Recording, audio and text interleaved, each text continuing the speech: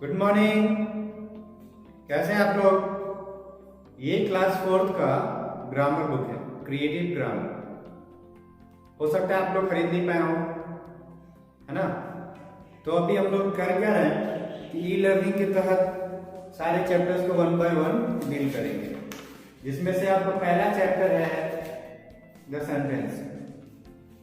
आज class 4th का creative grammar book से चैप्टर 1 पढ़ाया जाएगा। ठीक है, ये रहा द सेंटेंस।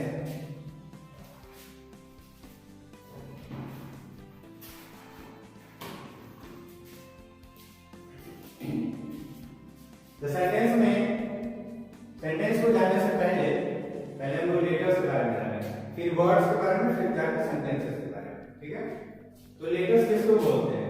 आप लोगों ने पहले पढ़ा होगा ए बी सी डी ई, ऐसे ऐसे करके ये जेड तक चला जाता है। इन सब को इंडिविजुअली, अकेले अकेले, अलग अलग लेटर बोला जाता है। क्या बोला जाता है?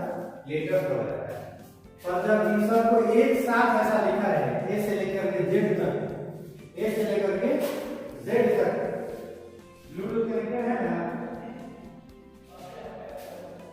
ए से लेकर के जेड तक अगर लिखा रहता है तो इसको हम लोग बोलते हैं अल्फाबेट।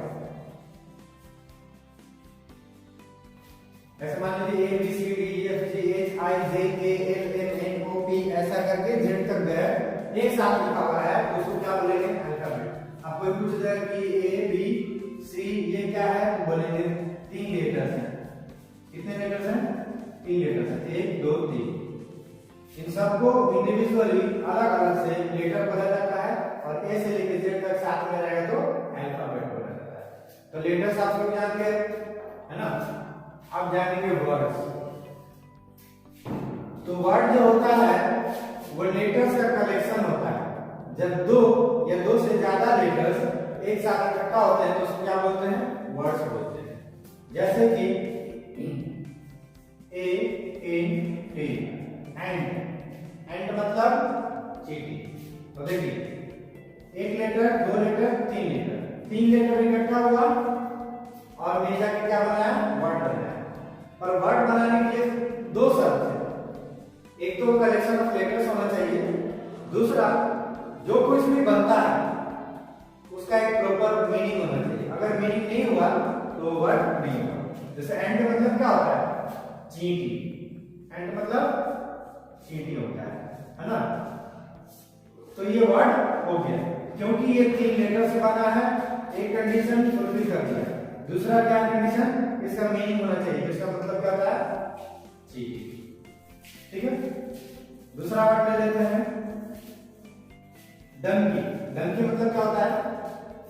खच्चर या गधा। थोड़ा दोनों में फर्क होता है। डंकी मतलब खच्चर या गधा बोलो। तो कितने लेटर्स चाहिए? 1 2 3 4 5 6। कह रहा है कि 2 या 2 से ज्यादा कलेक्शन ऑफ लेटर्स होने चाहिए। देखो, यहाँ 3 है, यहाँ 6 है, 2 का भी हो सकता है, 4 का भी हो सकता है, 10 का भी हो सकता है, कितने का भी हो, कोई फर्क नहीं पड़ता। कलेक्शन ऑफ लेटर हुआ? हाँ हुआ। तो यहाँ 6 लेटर्स का है। पहला कंडीशन क्या था? ग्रुप ऑफ लेटर्स होना चाहिए, हो गया। दूसरा क्या था? इसका मीनिंग करना चाहिए। अब इसका मीनिंग क्या है? खच्चर। तो ये हो गया। अब मान लीजिए 4 वर्ड में लेके चलते हैं, तो WORD, वर्ड। वर्ड का मतलब क्या होता है? हिंदी क्या होता है? शब्द होता है। 1 2 3 4 लेटर का, और ये मिलके क्या बना? इसका मीनिंग क्या निकल रहा है? शब्द। 5 लेटर का अगर लेके चलते हैं तो हो गया ये टेबल, TABLE, 5 लेटर हो गया। एक रिक्वायरमेंट क्या था? कलेक्शन ऑफ लेटर्स होना चाहिए, वो हो गया। दूसरा क्या है? इसका मतलब कि हिंदी क्या होता है? टेबल का मतलब क्या है? हिंदी क्या होता है? मेज। मेज बोलो या टेबल बोलो, सेम। टेबल का हिंदी टेबल, टेबल का हिंदी मेज। तो ये हो गया। अब हम लोग वर्ड्स भी जान गए। इसके साथ साथ जो इसमें 2 रिक्वायरमेंट बोला जा रहा है उसको हमेशा याद रखेंगे कि लेटर का कलेक्शन हो और उसका मीनिंग निकले। अगर नहीं निकला मीनिंग तो वो वर्ड नहीं होगा। जैसे इस एंड को हम लोग कुछ और लिखते हैं, NAT, नेट ले लेते हैं। तो इस नेट का मतलब क्या होता है? कुछ नहीं होता है।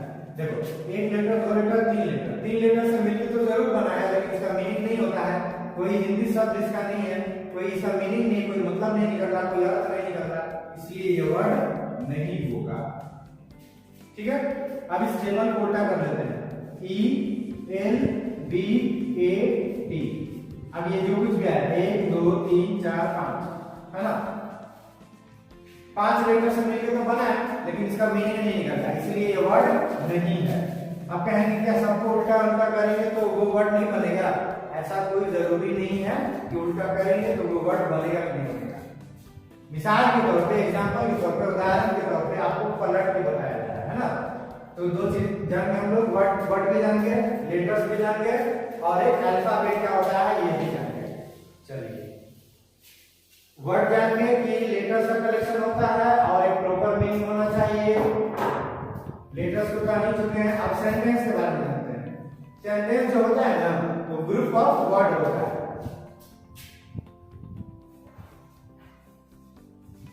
जैसे एक सेंटेंस ले लेते हैं,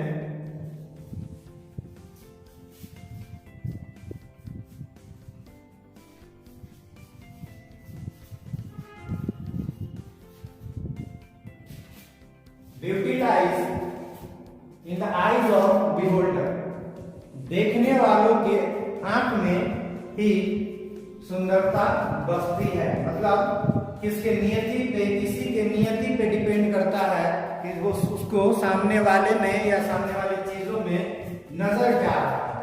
अगर गंदा इंसान रहेगा तो गंदा ही चीज नजर आएगा, अच्छा इंसान रहेगा तो अच्छा चीज नजर आएगा, है ना। तो beauty lies in the eyes of beholder. अब देखिए कितने लेटर का है ये ब्यूटी, 1 2 3 4 5 6 है ना, 6 लेटर का है।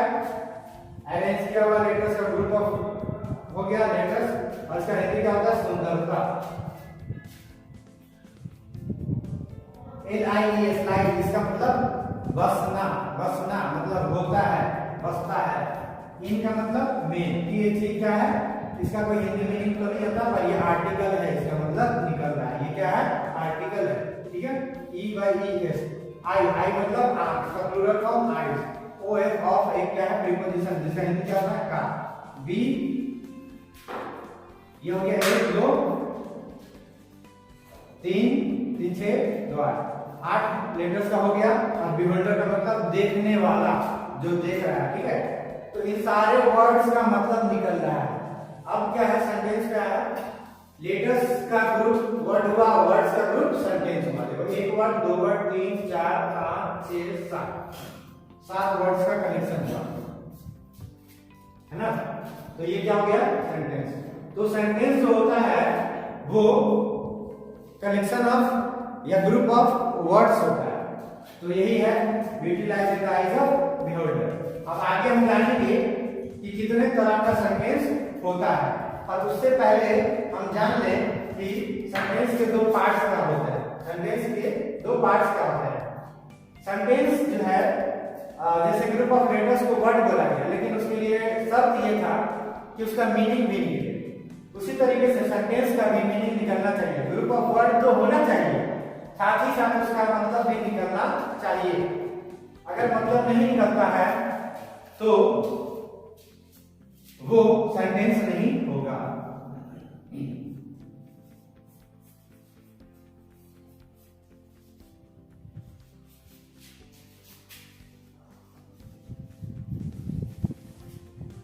जैसे ले लेते हैं यहां से, in the eyes of beholder, देखने वालों के आंख में।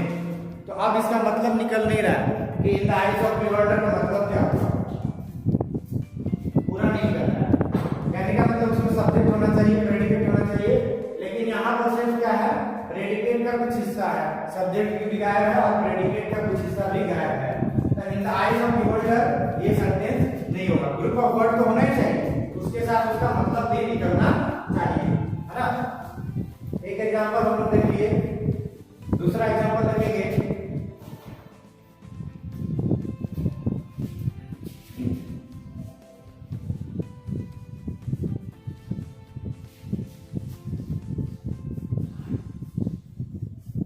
The cat is beautiful. बिल्ली जो है एक खास बिल्ली के बारे में बोला जा रहा है, इशारा करके या उसको उसके तरफ बताते हुए कि यही बिल्ली का बात है। द कैट इज ब्यूटीफुल, बिल्ली क्या है, सुंदर है, खूबसूरत है ना।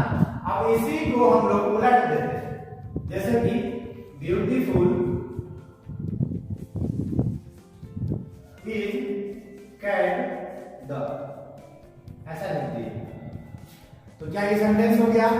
देखो ये भी ग्रुप ऑफ वर्ड है, ये इसमें भी चार वर्ड है, इसमें भी चार वर्ड है, इसमें भी चार वर्ड का ग्रुप है, ये भी चार वर्ड का ग्रुप है, लेकिन इसका मतलब निकल रहा है क्या, बिल्ली सुंदर है, तो ये क्या हो गया, सेंटेंस हो गया। लेकिन इसका कोई मतलब नहीं निकल रहा, ब्यूटीफुल इज कैट द, मतलब सब तोड़ फोड़ के जिसको जहां आना चाहिए ग्रामर के हिसाब से सब्जेक्ट और प्रेडिकेट वो नहीं आया, उलट पुलट के अलग अलग जगह पे आया है, जो कि बिल्कुल गलत है। इसका शाब्दिक अर्थ नहीं निकल रहा है, जो प्रॉपर्ली अरेंज नहीं है, उस वाक्य का उन सारे शब्दों को प्रॉपर वे में अरेंज नहीं किया हुआ है, इसलिए वो सेंटेंस नहीं है, ये सेंटेंस नहीं है। तो सेंटेंस के लिए क्या जाने कि ग्रुप ऑफ वर्ड्स, पहला कंडीशन वो फुलफिल कर रहा है, लेकिन दूसरा कंडीशन क्या है, उसका मतलब भी निकलना चाहिए। अगर नहीं निकलता है तो वो सेंटेंस नहीं होगा।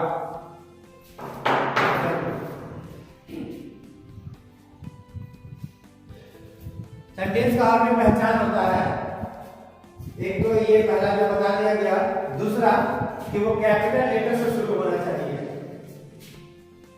जैसे कि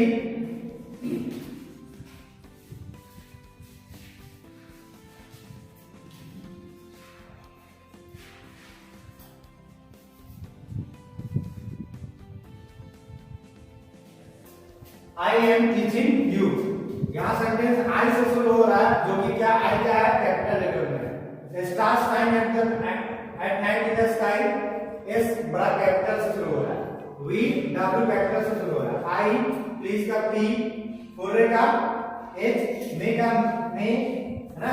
इन सारे सेंटेंस में star shine at night in the sky, stars जो है जब लिखा जा रहा है तो पहला जो लेटर है वो कैपिटल से शुरू हो रहा है।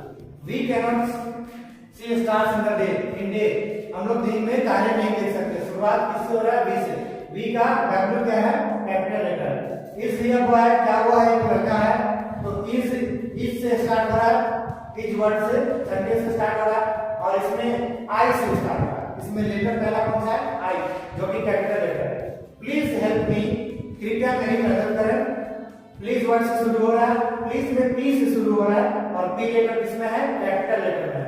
कैपिटल लेटर को समझ में आने होगा, ये सब कैपिटल लेटर में है, ये स्मॉल लेटर है ना, ये सब स्मॉल लेटर है। तो कैपिटल लेटर से शुरू होना चाहिए तुम्हारा क्या, सेंटेंस, और जो भी सेंटेंस हो उसके अंत में फुल स्टॉप आना चाहिए। देखिए यहाँ फुल स्टॉप आया है, फुल स्टॉप आया है, यहाँ भी फुल स्टॉप आया है। अब देखिए इसमें क्वेश्चन मार्क आया है, तो क्वेश्चन जो सवाल जिसमें पूछा जाता है उसमें क्वेश्चन मार्क आता है, फुल स्टॉप नहीं आता है। और जो सेंटेंस एक्सक्लेमेशन वाला होता है उसके अंदर ऐसा वाला एक्सक्लेमेशन मार्क आता है, इस तरह का एक्सक्लेमेशन चिन्ह आता है, फुल स्टॉप नहीं आता है। तो जो सिंपल सा सेंटेंस हो, आगे टाइप्स ऑफ सेंटेंसेस में बताया जाएगा कि किसमें एक्सक्लेमेशन मार्क आएगा, किसमें क्वेश्चन मार्क आएगा, किसमें फुल स्टॉप आएगा। लेकिन ये तीनों में से कोई एक चीज सेंटेंस के लास्ट में आना चाहिए।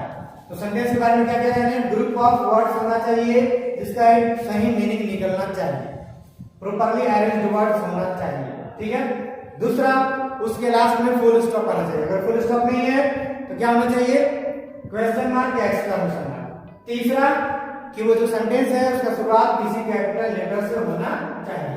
सेंटेंस के बारे में हम लोग अच्छे तरीके से जानेंगे। अब जानेंगे सेंटेंस के कितने पार्ट्स होते हैं, सेंटेंस के कितने पार्ट्स होते हैं। तो सेंटेंस के दो पार्ट्स होते हैं, कितने पार्ट्स होते हैं, दो पार्ट्स। एक को बोलते हैं सब्जेक्ट और एक को बोलते हैं प्रेडिकेट। क्या बोलते हैं, प्रेडिकेट। सब्जेक्ट का मतलब एक सेंटेंस के अंदर जिसके बारे में कुछ कहा जाए या जिसका चर्चा चले या फिर जो काम करता हुआ मालूम चल रहा है, जिसके बारे में मालूम चले कि वो आदमी काम कर रहा है ना। जैसे अगर सेंटेंस लेंगे आई एम टीचिंग यू, तो इसमें तो दो लोग हैं, एक तो आई और दूसरा यू। यू मतलब तुम, आई मतलब मैं तुम्हें पढ़ा रहा हूं। आई एम टीचिंग यू, मैं तुम्हें पढ़ा रहा हूं। तो यहां पर पढ़ाने का काम कौन कर रहा है? आई। तो आई क्या हो गया? सब्जेक्ट हो गया। क्या पता है सब्जेक्ट के बारे में? जिसका बारे में चर्चा चले, पहला। दूसरा क्या? कि जो काम करता हुआ मालूम पड़े। तो यहां काम करता हुआ मालूम पड़ रहा है आई, है ना? आई एम टीचिंग यू, कौन पढ़ा रहा है? पढ़ाने का काम कौन कर रहा है? आई कर रहा है। इसीलिए यहां पर आई क्या हो गया? सब्जेक्ट। उसी तरह से ये वाला लेते हैं, stars shine at night in the sky. किसके बारे में बात कर रहा है? तारे रात में आसमान में चमकते हैं। तारे रात में आसमान में चमकते हैं। किसके बारे में बात हो रहा है? आसमान के बारे में कि रात के बारे में कि तारे के बारे में? तारे के बारे में। तारे के बारे में बात हो रहा है, इसलिए तारा, स्टार्स क्या हो गया? सब्जेक्ट हो गया। We can't see stars in the day. हम लोग दिन में स्टार्स नहीं देख सकते हैं। हम लोग दिन में तारे नहीं देख सकते। देखने का काम कौन करेगा? We। तो we क्या हो गया? Stars. We cannot see stars in the day। बोल रहा है किसके बारे में चर्चा हो रहा है? तो हम लोग के बारे में। हम लोग दिन में तारे नहीं देख सकते हैं। कौन लोग?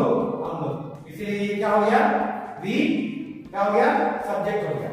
अब इस सब्जेक्ट जो होता है इसको छोड़ करके बाकी जो पार्ट होता है वो पूरा का पूरा क्या हो जाएगा? प्रेडिकेट हो जाएगा। क्या हो जाएगा? प्रेडिकेट हो जाएगा। जैसे कि सी डांसेस इन अ होटल, वह एक होटल में नृत्य करती है। वह होटल में डांस करती है। कौन डांस करती है? तो सी। किसके बारे में बताया जा रहा है? सी के बारे में। कौन डांस कर रहा है? तो सी। सी क्या हो गया? Subject. Ornaments are made of gold. गहने जेवर जो है वो सोने से बने हुए होते हैं। तो ऐसा बोला गया। किसके बारे में चर्चा चल रहा है? ऑर्नामेंट्स पर। क्या सोने के बने होते हैं? ऑर्नामेंट्स। किसके बारे में बताया जा रहा है? ऑर्नामेंट्स के बारे में। तो ऑर्नामेंट्स क्या हो गया? सब्जेक्ट हो गया। The teacher of science teaching us wholeheartedly, है ना? साइंस के जो टीचर हैं वो तहे दिल से, पूरे दिल से, एकदम पूरे मन से पढ़ाते हैं। पूरे मन से साइंस के टीचर पढ़ाते हैं। किसके बारे में बात हो रहा है? साइंस के टीचर के बारे में। कौन पढ़ाता है? साइंस का टीचर, है ना? तो ये जो science, the teacher of science हो गया वो सब्जेक्ट हो गया। क्या हो गया? सब्जेक्ट हो गया। और बाकी जो बचा इस तरफ वाला ये सब क्या हो गया? प्रेडिकेट हो गया। क्या हो गया? प्रेडिकेट हो गया। सब्जेक्ट के बारे में बताया गया या तो जिसके बारे में मालूम चले, जिसके बारे में चर्चा हो, या फिर जो काम करता हुआ मालूम पड़े। तो इन सारे सेंटेंसेस में ये सब का सब या तो काम करता हुआ मालूम चल रहा है या फिर उसके बारे में चर्चा हो रहा है। जैसे ऑर्नामेंट्स, ये तो काम कर नहीं सकता, ये खुद एक ऑब्जेक्ट है, लेकिन इसके बारे में चर्चा हो रहा है तो ये सब्जेक्ट हो गया। अब इसके बारे में जो कुछ भी कहा जाएगा वो प्रेडिकेट हो जाएगा। तो प्रेडिकेट को पहचानने का दो तरीका। एक तो पहले आप सब्जेक्ट जान लीजिए कितना है, कहां से लेकर कहां तक है, उसको आप सर्कल कर लीजिए। उसके अलावा जो कुछ भी है सेंटेंस के अंदर सबका सब प्रेडिकेट हो जाएगा। अगर वैसे नहीं समझ में आ रहा है तो सब्जेक्ट के बारे में जो कुछ भी कहा जाएगा वो सब का सब प्रेडिकेट हो जाएगा। जिसके बारे में कुछ कहा जाता है सेंटेंस के अंदर वो तो सब्जेक्ट है, लेकिन उसके बारे में जो कुछ भी कहा जाएगा वो सब का सब प्रेडिकेट हो जाएगा। सी के बारे में चर्चा है। इसके बारे में क्या चर्चा है? कि वो एक होटल में नृत्य करती है। ऑर्नामेंट्स के बारे में बताया जाए। क्या बताया जाए? कि ये गोल्ड से बने होते हैं। The science of the teacher of science, science teacher के बारे में क्या बोला जा रहा है? कि वो पूरे मन से पढ़ाते हैं। तो ये सब का सब क्या हो गया? प्रेडिकेट हो गया, है ना? तो हर बार हम देख रहे हैं कि सब्जेक्ट जो है शुरुआत में, प्रेडिकेट जो है वो बाद में, है ना? तो ये जरूरी नहीं है। कभी कभी प्रेडिकेट, कभी कभी सब्जेक्ट जो है बीच में भी आ जाता है। जैसे हम सेंटेंस लेते हैं, इज ही अ बॉय, क्या? इज ही अ बॉय, क्या वह एक लड़का है? तो इसमें ही जो है, ही के बारे में चर्चा हो रहा है। क्या वह, ही मतलब क्या होता है? इज ही मतलब लड़का के लिए वह, सी मतलब लड़की के लिए वह, तो ही क्या हो गया वह, ही के बारे में चर्चा कर रहा है। तो ही यहाँ पे क्या है सब्जेक्ट है, जो कि कहाँ पे आया है बीच में है। तो हम कैसे जानेंगे, सेंटेंस को पढ़ेंगे, उसका मतलब जानेंगे और सोचेंगे कि किसके बारे में चर्चा चल रहा है। तो ही के बारे में चर्चा चल रहा है, तो ही क्या है सब्जेक्ट है। इसको छोड़ के बाकी जो कुछ भी है इज और बॉय वो क्या हो गया प्रेडिकेट हो गया। ठीक है, तो सब्जेक्ट और प्रेडिकेट में हम क्या जाने, सेंटेंस का पार्ट में सब्जेक्ट और प्रेडिकेट में क्या जाने कि सब्जेक्ट जो है शुरुआत में आता है जिसके बारे में चर्चा किया जाता है, प्रेडिकेट जो है सब्जेक्ट को छोड़कर बाकी जो कुछ भी होता है वो प्रेडिकेट होता है, या फिर सब्जेक्ट के बारे में जो कुछ भी कहा जाए वो प्रेडिकेट होता है। उसके अलावा हम लोग ये भी जाने कि जरूरी नहीं है कि सब्जेक्ट शुरुआत में ही आए, वो बाद में भी आ सकता है ना। आप देखेंगे कभी कभी होता है कि सब्जेक्ट होता ही नहीं है सेंटेंस के अंदर, तो ये कब होगा भाई, इंपरेटिव सेंटेंस के अंदर होता है ना।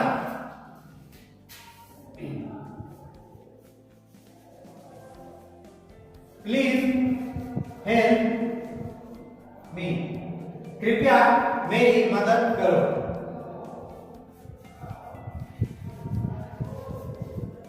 स्टैंड अप, आपके कोई टीचर बोलते हैं stand up, get out, do your task, raise your hand, start writing, इन सारे सेंटेंसेस में लिखना शुरू करो, बाहर जाओ, चुपचाप बैठे रहो, अपने हाथ खड़े करो, है ना, खड़े हो जाओ।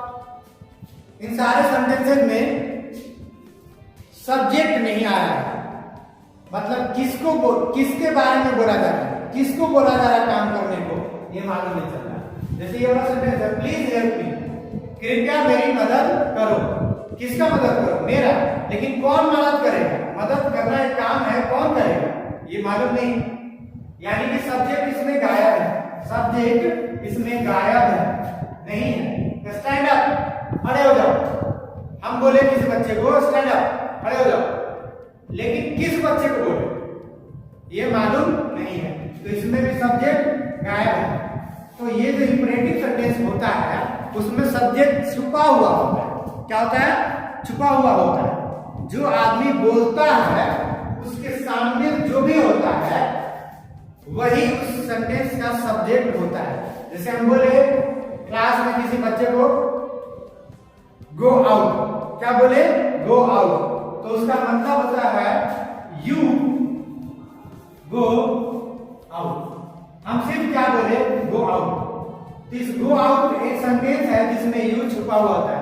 यू के बारे में लिखा तो नहीं गया, पर हम बोलने वाले और वो बच्चा सुनने वाला दोनों का दोनों समझ गए कि कौन किसको क्या बोल रहा है।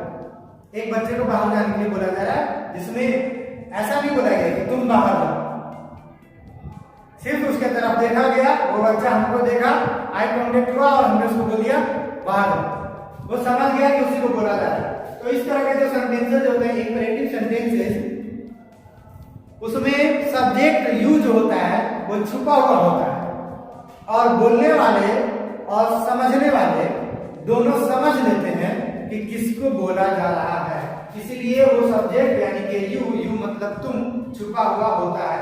दूसरे तरीके से देखेंगे कि अगर हम बोल रहे हैं तो किसको बोलेंगे, अगर हम बोलने वाले हैं स्पीकर हैं तो हम फर्स्ट पर्सन हुए, जाहिर सा बात है जो मेरे सामने होगा उसको बोलेंगे, तो ये हमारे और उसके बीच में अंडरस्टूड होता है, यू छुपा हुआ रहता है इसी तरह से, इसीलिए सेंटेंस में, इसीलिए उसमें सब्जेक्ट जो है नहीं रहता।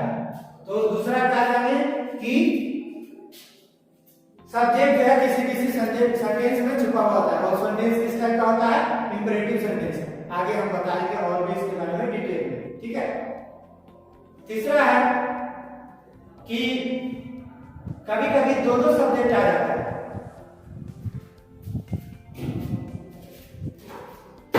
कभी कभी दो सब्जेक्ट आ जाता है। तो दो सब्जेक्ट कैसे जानेंगे, इसमें कहां पे है दो सब्जेक्ट,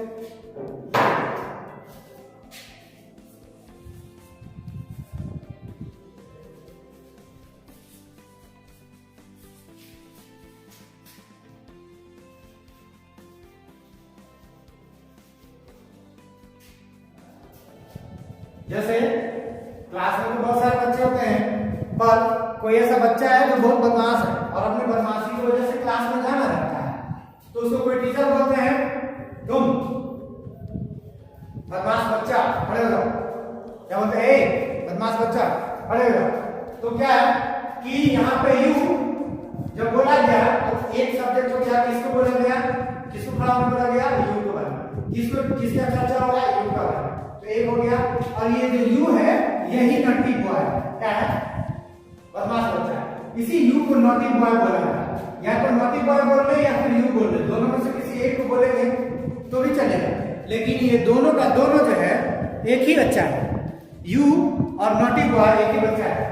जैसे कि कोई बच्चा अगर ब्लू कलर का टी शर्ट पहन के आया हुआ स्कूल में और बोला जाए कि you blue T shirt stand up, है ना, ऐसा बोला गया, तुम ब्लू टी शर्ट वाले खड़े हो जाओ, ऐसा बोला गया, तो एक बार तो बोला गया तुम खड़े हो जाओ, दूसरा बार उसी सेंटेंस के अंदर उसको इशारा करने के लिए, उसके तरफ इशारा करने के लिए ब्लू टी शर्ट बोला गया। वही बच्चा ब्लू टी शर्ट पहने हुए, उसको तुम भी बोल रहे, उसको ब्लू टी शर्ट वाला भी बोला गया। तो वैसे कैसे में नॉटी बॉय किसका चर्चा चल रहा है, नॉटी बॉय का, जो कि कौन है, यू है, यू कौन है, नॉटी बॉय है। तो दो दो सब्जेक्ट आ जा रहा है, तो कभी कभी एक सेंटेंस के अंदर दो सब्जेक्ट आ जाता है, तो हम लोग को कोशिश करना चाहिए कि दो सब्जेक्ट नहीं आए, पहली बात तो, है ना, और अगर आता है तो इस तरह से आना चाहिए ताकि समझ में आए कि सब्जेक्ट जो है वर्ड्स भले ही दो है सब्जेक्ट को बताने के लिए, लेकिन आदमी एक ही है, ठीक है। तो क्या जाने सब्जेक्ट के बारे में, ये सबसे पहले आता है सेंटेंस में, दूसरा ये जरूरी नहीं है कि सेंटेंस में पहले आए, बीच में भी आ सकता है, तीसरा कि एक सेंटेंस के अंदर कभी कभी दो दो सब्जेक्ट आता है ना, और वो दोनों सब्जेक्ट एक ही आदमी होता है, ये भी हम लोग जानते हैं, ठीक है। चलिए अब हम लोग जानेंगे कि सेंटेंसेस के कितने टाइप्स होते हैं, कितने तरह के सेंटेंस होते हैं, कितने काइंड्स ऑफ सेंटेंसेस होते हैं, कितने तरह के सेंटेंस होते हैं। तो पहला सेंटेंस है असर्टिव, जिसको स्टेटमेंट भी बोला जाता है, ठीक है। स्टेटमेंट का मतलब कथन देना, कुछ बोलना। तो जो कुछ भी हम लोग बात बोलते हैं वो निगेटिव भी हो सकता है और पॉजिटिव भी हो सकता है। जैसे कि stars shine at night in the sky, stars रात में आसमान में चमकते हैं, तारे रात में आसमान में चमकते हैं। तो इसमें निगेटिव जैसा नो, नॉट, नेवर, नीदर, नहीं जैसा कोई शब्द आया ही नहीं है, इसीलिए ये पॉजिटिव सेंटेंस हो गया। क्या हो गया, पॉजिटिव सेंटेंस हो गया, जो कि आपके बुक में नहीं दिया होगा, है ना। ऐसे आप जान लीजिए सर्किट का दो हिस्सा है, एक पॉजिटिव और दूसरा क्या है, नेगेटिव। पॉजिटिव और नेगेटिव नंबर्स पढ़े होंगे ना उसमें, मैथ्स में, उसी तरह से इसमें पॉजिटिव और नेगेटिव सेंटेंसेस होते हैं, जो कि असर्टिव का यानी कि स्टेटमेंट का हिस्सा होता है। तो पॉजिटिव जिसमें हाँ जैसा शब्द नहीं लगा हुआ हो, कोई जरूरी नहीं कि हाँ लगा हुआ है, लेकिन ना जैसा शब्द नहीं आता है, नो, नॉट, नेवर, नीदर, ना जैसा शब्द, नहीं जैसा शब्द आएगा ही नहीं। Stars shine at night in the sky, कोई सा भी बात बोलिए, I am teaching you, you are reading, you are studying, you are writing, you are walking, कुछ भी बोलिए उसमें नो, नेवर, नॉट जैसा शब्द नहीं आना चाहिए। अगर नहीं आया तो वो पॉजिटिव हो गया। दूसरा है इसका, we can not see stars in day, हम लोग दिन में तारे नहीं देख सकते हैं। अब देखिए जब ये कैन नॉट लिखे हैं, कैन नॉट, तो ये क्या होता है, कैन नॉट। अब इसमें नॉट जैसा शब्द आ गया, तो जिस सेंटेंस के अंदर नो, नेवर, नॉट जैसा शब्द आ जाएगा वो निगेटिव कहलाता है। क्या कहलाता है, निगेटिव। तो सेंटेंस का 5 पार्ट्स है, सेंटेंस का 5 काइंड्स है। पहला काइंड है असर्टिव, और असर्टिव का दो हिस्सा, एक पॉजिटिव वाला और एक निगेटिव वाला। निगेटिव में ना, नहीं जैसा शब्द आता है। हम लोग दिन में तारे नहीं देख सकते हैं, नहीं देख सकते हैं, नहीं जैसा शब्द आया तो क्या हो गया, निगेटिव हो गया। चलिए interrogative sentence, interrogative sentence is he a boy, इसमें सवाल पूछा जाता है। क्या हुआ, एक लड़का है, सवाल पूछा गया, हाउ डू यू नो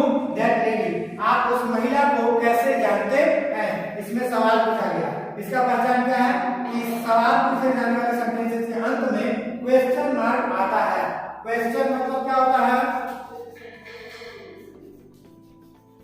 प्रश्न, सवाल। हम जो पूछते हैं वो प्रश्न होता है, क्वेश्चन होता है। तो क्वेश्चन जब पूछेंगे तो क्वेश्चन मार्क में होना चाहिए, तो ये इसी को क्वेश्चन मार्क बोलते हैं। तो जो सेंटेंस में सवाल पूछा जाता है उस सेंटेंस को इंटरोगेटिव सेंटेंस बोलते हैं, है ना। और ये जो मार्क होता है वो क्वेश्चन मार्क बोला जाता है इसको, ठीक है, या फिर मार्क ऑफ इंटरोगेशन, इंटरोगेशन का चिन्ह या क्वेश्चन मार्क, इसमें सवाल है ना।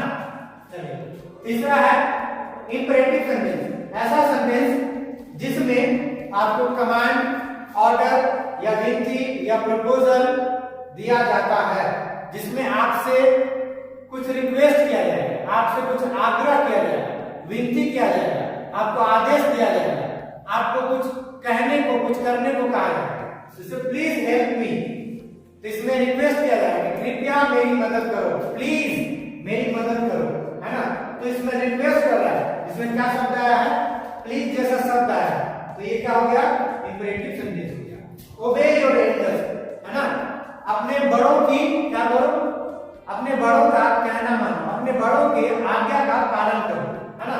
तो ओबे योर एल्डर्स, अपने बड़ों का कहना मानो। तो इसमें आपको एक बात बताया गया है, एक सुझाव दिया गया है कि आपको अपने बड़ों का कहना मानना चाहिए। तो ये इंपरेटिव सेंटेंस हो गया। Let us go for a picnic, चलो हम पिकनिक के लिए चलते हैं। तो ये एक इरादा बोला, एक प्रपोजल, एक इरादा बताया गया कि क्यों ना हम लोग पिकनिक पे चलते हैं, है ना।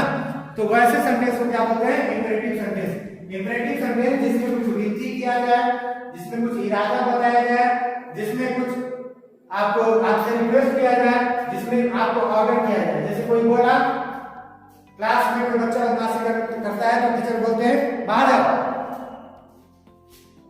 हाथ दिखाओ, शो मी योर हैंड, मारने के लिए उसको छड़ी से बोलते हैं शो मी योर हैंड। वैसे बच्चा हाथ दिखाता है ना। तो बच्चे को काम बोला गया करने के लिए, डांट करके जोर से, तो उसको बोलते हैं कमांड करना, ऑर्डर करना, है ना। जब स्कूल जैसा जगह पे कुछ बोला जाएगा करने को तो उसको बोलते हैं कमांड, और बाहर बोला जाएगा तो उसको बोलेंगे ऑर्डर, ठीक है। किसी बच्चे को बोला गया कि एक बाहर जाओ, है ना, तो वो क्या हो गया? कमांड हो गया। जैसे हमारे यहाँ सिस्टर्स होती हैं जो स्कूल के ऐसे स्टाफ होती हैं जो स्कूल को चलाने में मदद करती हैं, जिनको बोला जाता है पानी लेकर के आइए, बेल बजा दीजिए, है ना, इस तरह का जो काम करती हैं उनको सिस्टर्स बोलते हैं, ठीक है।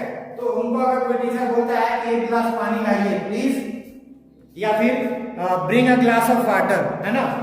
तो अगर प्लीज लग गया तो रिक्वेस्ट कर दिया गया, लेकिन अगर प्लीज नहीं लगा, सिर्फ बोला गया एक गिलास पानी लेके आइए, bring a glass of water, तो उनको ऑर्डर दिया जा रहा है कि एक पोस्ट वाला अपने से नीचे पोस्ट वाले या दूसरे पोस्ट वाले को कुछ कहने को कर रहा है, जो कुछ करने को कह रहा है, तो वैसे कैसे उसको बोलते हैं ऑर्डर देना, है ना।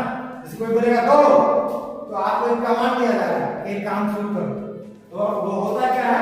यू रन, जिसमें कि तुम छुपा हुआ होगा, है ना। बोला गया रन, तो किसको बोला गया? कोई सामने कोई आदमी है, इसको बोलेंगे तुम दौड़ो, तुम दौड़ो, तुम ना बोल करके सिर्फ क्या बोल दिया उसको?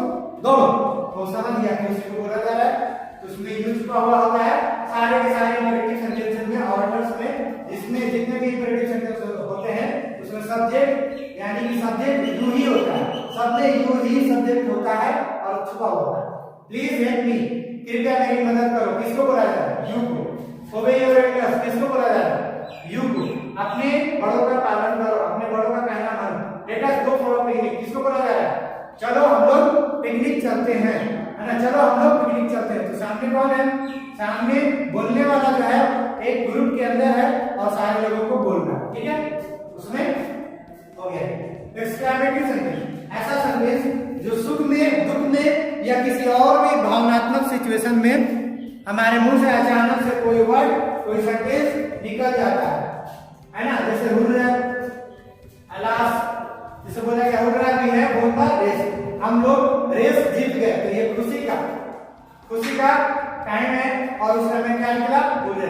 तो इसमें ऐसा सेंटेंस जिसमें अचानक से अपना मन का अंदर जो बात होता है सुख में दुख में वो निकल जाता है, ऐसे सेंटेंसेस को एक्सक्लेमेटरी सेंटेंस बोलते हैं। और उसमें साइन ऑफ एक्सक्लेमेशन आता है, ये एक्सक्लेमेशन मार्क आता है। जैसे इसमें क्वेश्चन मार्क आया, इसमें एक्सक्लेमेशन मार्क होगा। अलास आई एम फ्रेंड, दुख के साथ कोई बोलते हैं आप लोग हम तो फेल हो गए, है ना, दुख के साथ, तो एक दुखी होने का पोजीशन है, सिचुएशन है, उसी में कोई बच्चा बोल रहा है कि हम फेल हो गए और वो अफसोस करता हुआ बोलता है, और इस वर्ड से अफसोस जाया करता हुआ उसको मालूम चल रहा है, मालूम चल रहा है कि वो अफसोस जाया कर रहा है। तो आलास जैसा शब्द इस्तेमाल किया गया, उसके आगे ये साइन ऑफ एक्सक्लेमेशन इस्तेमाल किया गया। वैसा सेंटेंस जिसमें एक्सक्लेमेटरी मार्क लगा हुआ हो और सुख में या दुख में अलग अलग सिचुएशन में अपने मन के अंदर जो बात होता है उसको एक्सप्रेस करने के लिए जो सेंटेंस काम में आता है उसको लोग एक्सक्लेमेटरी सेंटेंस बोलते हैं। जैसे हम लोग मैच जीतते हैं तो ऐसे बोलते हैं यस, ऐसे करके बोलते हैं, कोई बच्चा बोलता है, या फिर कोई बच्चा ऐसे ऐसे डांस करने लगता है, कोई सा भी बात बोलते हैं, तो वो एक सिचुएशन होता है जिसमें जीत का खुशी, हार का खुशी, मरने का खुशी, है ना, पीछे रह जाने का खुशी, सॉरी मरने का गम, पीछे रह जाने का गम, है ना, तो जरूरी नहीं कि खुशी गम भी हो सकता है ना, तो अलग अलग सिचुएशन में अलग अलग भाव व्यक्त किया जाता है, दर्शाया जाता है, तो वो क्या हो जाता है एक्सक्लेमेटरी सेंटेंस। एक्सक्लेमेटरी सेंटेंस में इस तरह का चिन्ह लगता है exclamation mark. Optative sentence, optative sentence के अंदर किसी को दुआ दिया जाता है, किसी को बद्दुआ दिया जाता है, ऊपर वाले से प्रार्थना किया जाता है, या फिर किसी के भलाई होने का कामना किया जाता है ना। दुआ मतलब क्या होता है, आशीर्वाद, बद्दुआ मतलब क्या होता है, श्राप। जैसे कोई बोलता है कि जैसा कि कोरोना की वजह से बहुत सारे लोगों को तकलीफ होता है, तो कुछ चाइना में कुछ भी बोलता है क्योंकि वहां से कोरोना निकला है, तो सब लोग चाइना वाले को बोलते हैं कि वो ऐसे हो जाए वैसे हो जाए, तो ये क्या है, एक तरह का कर्स है, क्या है, कर्स है, बद्दुआ है, श्राप है चाइना वाले को। जैसे मे गॉड हेल्प यू मतलब भगवान तुम्हारी मदद करे, तो ये क्या है कि हम किसी को आशीर्वाद दें, हम प्रेयर कर रहे हैं, हम अपना इच्छा जाहिर कर रहे हैं कि उसके साथ ऐसा हो, अच्छा हो, तो ये ऑप्टेटिव सेंटेंस हो गया, है ना। ऐसे सेंटेंस है जिसमें प्रार्थना किया जाए, किसी को आशीर्वाद दिया जाए, किसी को श्राप दिया जाए, है ना, किसी के प्रति अच्छाई का या बुराई का भावना व्यक्त किया जाए, उसको क्या बोलते हैं, optative sentence. May you live long मतलब तुम हजारों साल जियो, तुम बहुत दिन तक जियो, है ना, तुम लंबा जियो, भगवान करे कि तुम लंबे समय तक जिंदा रहो, है ना, तुम्हारा जीवन क्या है, लंबा हो, तो ये क्या है, मे यू लिव लॉन्ग, किसी को आशीर्वाद दिया जा रहा है लंबा जिंदगी का, है ना।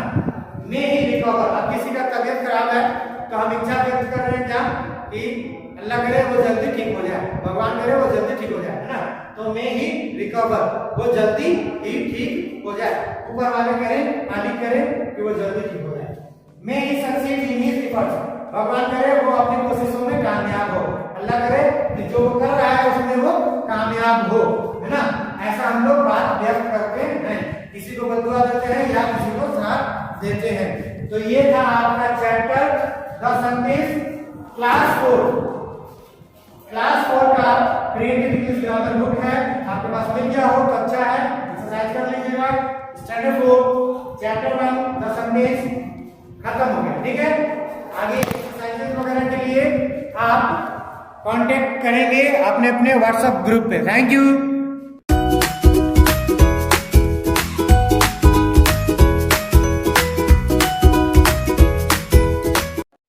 सब्सक्राइब करें हमारे चैनल को और बेल आइकन दबाना बिल्कुल मत भूलें।